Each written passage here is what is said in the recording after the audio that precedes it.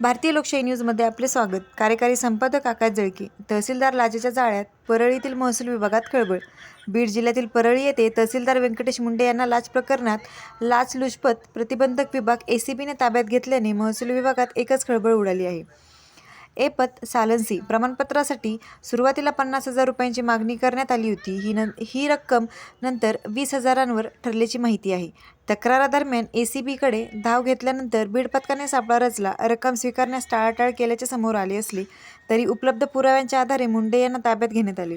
या प्रकरणी परळी पोलीस ठाणे येथे गुन्हा दाखल करण्याची प्रक्रिया सुरू आहे.